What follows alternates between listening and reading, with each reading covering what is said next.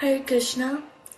Om Ajnanatimirandasya Jnananjana-shalakaya Chakshurumilitam Yena Tasmai Shri Guruve Namaha Shri Chaitanya Manobhishtam Shapitam Yena Bhutale Swayam Rupa Gadamayam Tatati Swapadantikam Vandeham Shri Guru Shri Uda Padakamalam Shri Guru Vaishnavamsha Namo Vishnupadaya Krishna Prashaya Bhutale Srimate Bhaktivedanta Swami Iti Namine Namaste Saraswati Devi Gauravani Pracharine Nirvishesha Shunyavadi Pachatade Shatarine Jai Shri Krishna Chaitanya Prabhu Nityananda Shri Advaita Gadadhar Srivasadi Gaura Bhakta Vrinda Hare Krishna Krishna Krishna Hare Hare Hare Rama Rama Rama Hare Hare.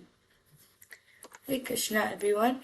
Today I will be presenting the topic of Bhagavad Gita verse 4.3.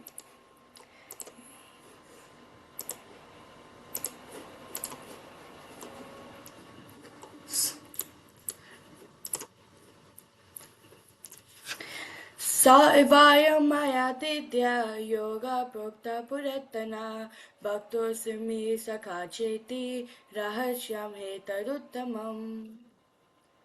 Translation and purport by Srila Prabhupada Ki Jai. That very ancient science of relationship with the Supreme is told today by me to you because you are my devotee as well as my friend and can therefore understand the transcendental mystery of this science. Purport. There are two classes of men, namely the devotee and the demon. The Lord selects Arjuna as the recipient of this great science owing to his being a devotee of the Lord. But for the demon, it is not possible to understand this great mysterious science.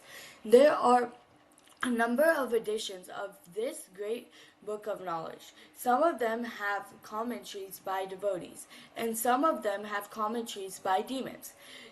Commentation by devotees is real, whereas that of the demons is useless.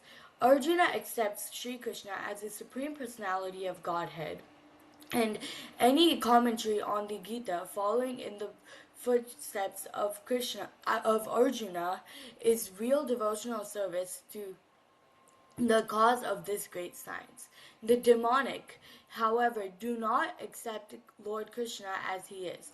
Instead, they concoct something about Krishna and mislead general readers from the path of Krishna's instructions. Here is a warning about such misleading paths.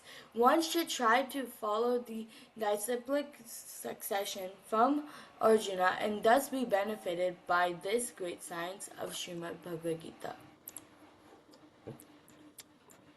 So, to setting some context, Krishna shares the qualifications of Arjuna to be a recipient of transcendental knowledge as two key things: to be a devotee and to be a friend. Srila Prabhupada in a class on this verse says, Krishna spoke the Bhagavad Gita to Arjuna not because Arjuna was a great scholar or ascetic, but because he was a devotee and a friend. That was the qualification. To a devotee, it's obvious, but it's interesting why Krishna specifically calls out Arjuna, why being a friend as important as hearing this Rajavidya. Today, we will discuss why friendship is important. Friendship brings intimacy. The verse in Bhagavad Gita 18.64 to 65, Krishna again calls Arjuna the most dear friend, and that reveals the highest instruction. Always think of me, become my devotee, worship me, and offer obeisances to me. Krishna didn't speak this heart knowledge to scholars, yogis, or kings, but to Arjuna, because friendship opens the heart. The main point is that friendship, also Sakyam, allows Krishna to speak not formally as God to a subject, but personally as a friend to friend. Arjuna's human condition made friendship crucial. Arjuna was not detached renunciate, but a warrior, family man, and a politician. His confusion in Bhagavad Gita 1.28 to 30 reflects the struggles of all conditioned souls. Because Krishna was his friend, Arjuna could be honest. He admitted fears, weaknesses, and doubt without pretension.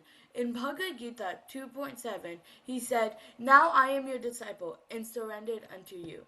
Friendship allows vulnerability.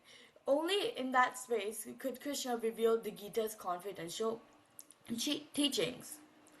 In Srila Prabhupada's commentary, in Bhagavad Gita 4.3 purport, unless one is a devotee and a friend, one cannot enter into the mystery of Gita. This is why Arjuna, though not a great scholar or ascetic, was chosen.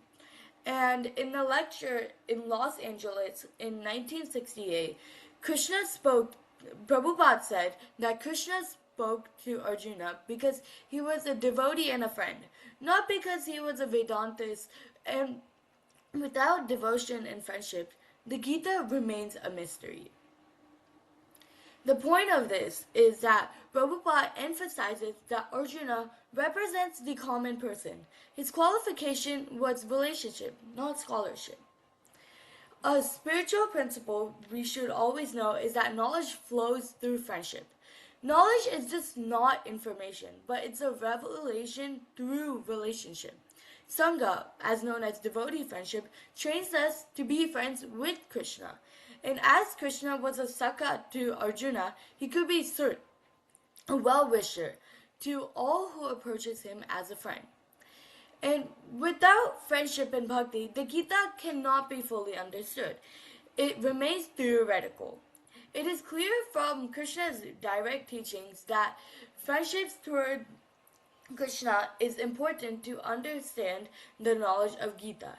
This is also shown in the 9 processes of bhakti in Srimad Bhagavatam, which highlights Sakhyam, friendship with the Lord, Sadhu Sangha, the gateway to all bhakti, Sadhu Sangha Sarva Shastra Kai.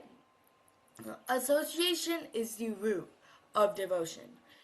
Bhagavad Gita 5.29, Krishna is Sudram Sarva Bhutanam, the true friend of all beings. From Amrita Prabhu's class, I've heard Nrsimha Deva wanted to appear in the next incarnation as someone's child. And another story is that Lord Rama wants to appear in the next incarnation as a younger sibling and have friends, as monkeys. So, how do we actually develop friendship with Krishna? Simple, it starts with Sangha. So the types of devotee association we get throughout our life is hearing from senior devotees, Shiksha, friendship with peers, Sakya, and guiding juniors with care, which is Kripa. Each type of Sangha nourishes the heart differently and keeps us balanced. In my personal experience, what keeps us in Krishna consciousness is our friendship with peers. Remember as a kid, who did we want to spend time with more? Our parents or friends? With friends, right? Because that makes the relationship of friendship so special. Because it's not a relationship by obligation, but it's by our own choice. When we want to be friends with someone, we chose to be friends with that someone. And friendship is a relationship where we can truly be our authentic selves without having the fear of like what people would think or like log kya kahenge. With that one friend, we can be the most vulnerable and they will be there for us in our wins and lows. Can we think of 3 friends that we have in our life like that? So now imagine how fortunate we can be if we have friendship like this in our spiritual path. Srila Prabhupada stresses the importance of friendship. He said that the association of devotees means the develop of friendship with devotees, to love the devotees, to respect the devotees, this is required. We should not be envious. We should be friendly. He said this in a lecture in Srimad Bhagavatam 1.16.26 in Hawaii in January 18, 1974. And in a Vaishnava etiquette seminar by His Holiness Bhagavata Swami, he mentioned that friendship is the relationship where we are able to share our minds with each other without the fear of offense. If one person feels like what they are about to say will offend the other person and they can't say it openly, something is lacking in their friendship. And a friend is not only someone who says pleasing words to you on what you want to hear, but they tell you what you need to hear. They are the real friends. Seeking out devotee friendships is not easy. It's actually really hard. Just like material friendships are easier when you're younger, and they get harder and harder as you grow. Let's think about the kinds of friends we have today and how we became friends. Maybe because of common interests, kids' activities, colleagues, relatives. What makes spiritual friendships special is that they are centered on serving and pleasing Krishna, devoid of personal glory or ego. It is truly about serving and pleasing Krishna. It is the UCI, the Universal Common Interest. So, in a lecture in Srimad Bhagavatam 2.1.3 in Vrindavan, March 17th in 1974, Prabhupada says, material friendship, society, and love end with the body. They are temporary and produce entanglement.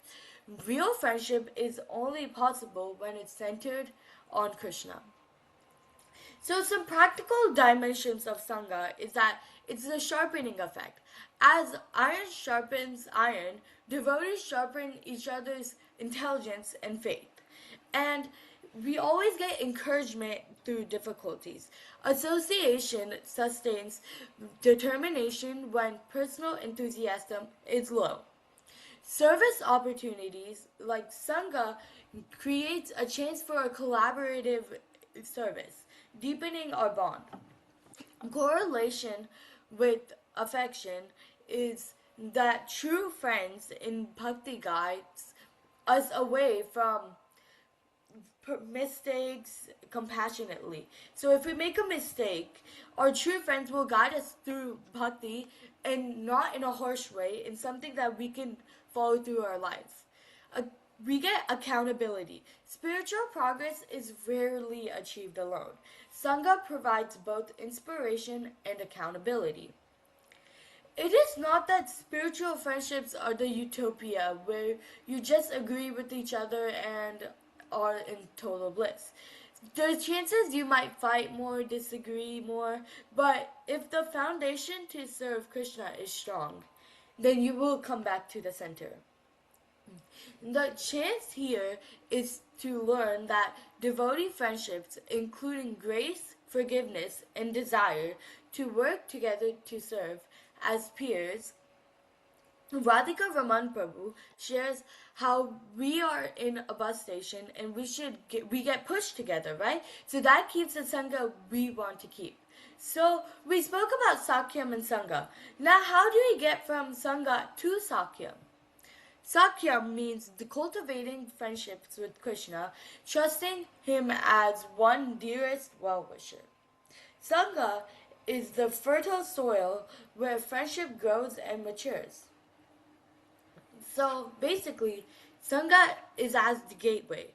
We first hear about Krishna friendship through Sangha. Without association, we may never know Krishna wants to be our Sudram Sarva Bhutanam, friends of all beings in Bhagavad Gita 5.29. Think about all our journey to come to the temple. For most people, it had to be a peer or a friend from the outside or a devotee who invited you to the temple to come. And if you are continuing to come, it's most likely because of feeling the community and the friendships and the feeling when you come to the temple. It's not really the philosophy when you first come, and it's always the truth. Devotees reflect on Krishna's qualities. By associating with friends in bhakti, we learn how to be friends with Krishna. So the thing is that Sangha shapes Sakyam. In Arjuna's example, his intimate Sakyam with Krishna shines through the Gita, but it was nourished by association, constant association actually. His trusted he trusted Krishna with his doubts, fears, and decisions. And Sudama, his humble friendship with Krishna blossomed through shared Sangha in their Gurukul days, where they would serve the Guru together and they would basically in school they had the school friendship together, which stayed through forever. And Sangha is basically the horizontal friendship, like our peers, devotees all around us, friends, relatives. But Sakyam is like the vertical friendship, the bond straight with Krishna. Both feed each other, loving exchanges with devotees. Dadati Pratigrinati in NOI, Nectar of Instruction, verse 4, deepens our ability to befriend Krishna. As our Sakyam with Krishna strengthens, we value Sangha even more. Seeing devotees as Krishna's representatives. A closing reflection is that Krishna values Sangha as much as he shared the Gita only with his friend and devotee. Without Sangha, our bhakti just dries up, and friendship with Krishna may remain theory, but association makes it tangible. So, with Sangha, we learn to trust, share, and love Krishna as our true friend. Because association can only help us to go back to Krishna because we gain knowledge through those friendships. So, serving, laughing, crying together with devotees is our practice for developing the same intimacy with Krishna. And if you don't believe me, let's consult with Shastra. So, association shapes the destiny. So, Kapil Deva to Devahuti, he said that in association of pure devotees, discussion of my glories is very pleasing and satisfying to ear and the heart. In such association, one becomes addictive to hearing and chanting. With devotees awakens bhakti and keeps it alive. It's like the spark to the fire. So, in Brahma's prayers, he talks about friendship with Krishna. O Lord, even a little of your friendship, Sakyam, or mercy can deliver the conditioned soul from the ocean of birth and death. Even the smallest of friendship with Krishna is extremely powerful. So, in Uddhava Gita, in Srimad Bhagavatam 11.29.15, it talks about equality and seeing everyone as a friend. It says that a devotee sees every living entity as the eternal servant of Krishna and treats them like a friend without envy, of course. True bhakti transforms our relation into a friendship rooted in Krishna. So, basically, treasure devotee friendships because they prepare us to have friendship with Krishna or Sakyam with Krishna. So we should treasure it like gold. We should not take it for granted. We should take whatever they taught us through any friendship we got as a take-home message, as what we should do. And Krishna himself says is that the friendship is the doorway to receive his heart. And it makes friendship a stepping stone to a deeper love for the supreme friend. So, as a story we can talk about is the Govardhan Leela, the friendship in action. When Indra sends the torrential rains to flood Vrindavan, and all the residents, men, women, children, and animals, run to Krishna in fear. What did Krishna do? He didn't just lecture them. He didn't start talking about the Bhagavad Gita. He didn't start talking about actual scripture. He didn't ask for qualifications. He just simply lifted the Govardhan hill with his little finger just to protect everyone. Instead of like the way he did with Arjuna, start talking about the Bhagavad Gita, he just protected all the devotees and all the residents. And for 7 days straight as well, everyone stood beneath that shelter, safe, happy together. And what is striking here? Krishna could have stopped the rain in hundreds of ways. But he chose an act of friendship, standing with his devotees under the same roof, sharing their experience. And for 7 days straight, Krishna was not just God. He was friends of his friends. He joked, encouraged, and gave everyone courage. So Krishna treated them as friends because while there was music going on, there was food, there was cows, there was dancing, they were all happy because they were with Krishna during the torrential rains, or in the throwing lightning bolts through the hill, which is damaging the hill himself. But Govardhan Hill protects all the residents because Krishna is holding it by the little finger. So, one takeaway from the story is that just as Krishna sheltered the Rajavasis under Govardhan, when we seek Sangha and deepen our Sakyam, Krishna becomes that friend who holds that weight for us, lifting our burdens and standing right beside us. So, friendship in Bhakti is not just about being with others. It's about standing together under Krishna's shelter, where he proves again and again, I am your eternal friend. So another story that could relate with Sakyam is Sudama, the friendship beyond circumstances. So Sudama and Krishna, they together studied in the Gurukul with their spiritual master. They went out together, they studied scriptures together, they learned to be proper brahmanas together, and years later, their situations were extremely different.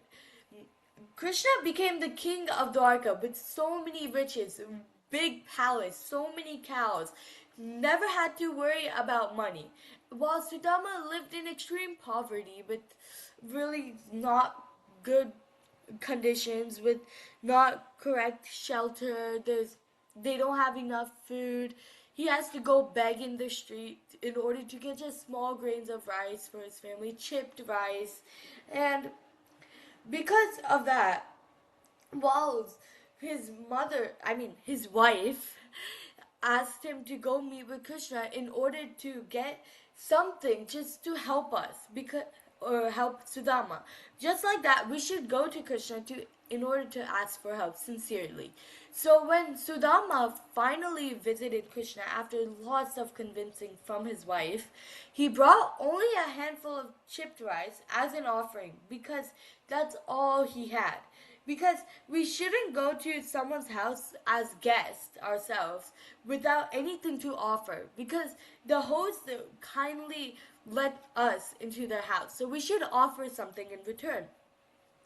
Yet, Krishna received him with immense affection. He embraced him, seated him by himself, and treated him like the most honorable guest. Why? Because Krishna wasn't interested in Sudama's wealth. He valued the friendship they have cultivated throughout the years. So as years passed, the circumstances may have changed, but their friendship remained unchanged.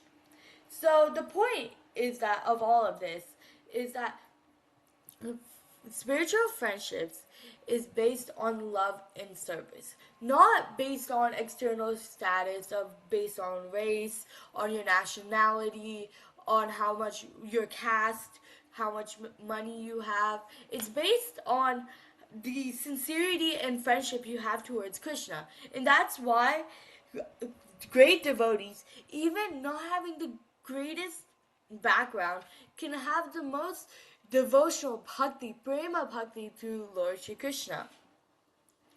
So one takeaway is that in material life, friendship is often changed because of popularity, success, convenience, or personal gain.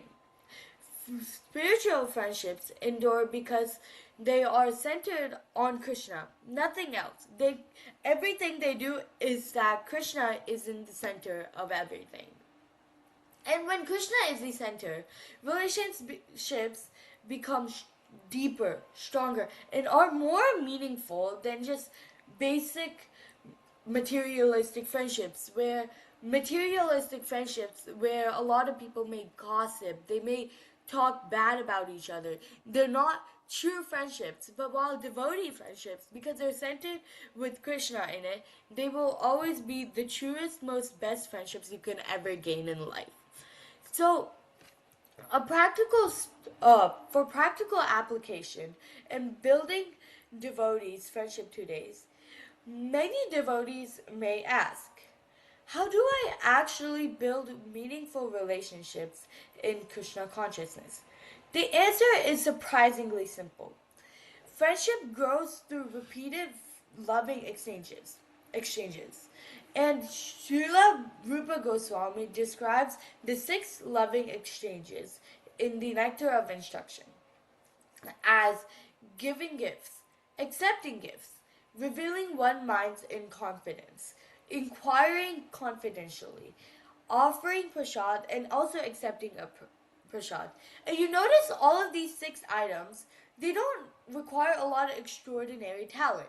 They just need the mindset of the loving exchange between the devotees. And they require intentionality. And it builds through many small moments, as if sitting together after class, serving together, checking on someone during a difficult time, celebrating small victories together, encouraging one another when enthusiasm decreases. So, even just sitting together after class, eating prasadam, and accepting prasadam, giving each other, having that relationship is very important. And this friendship builds throughout. And one major point is that friendship is not found, it's cultivated. You can't just look at someone and say, okay, that's my friend, but you don't know anything about them.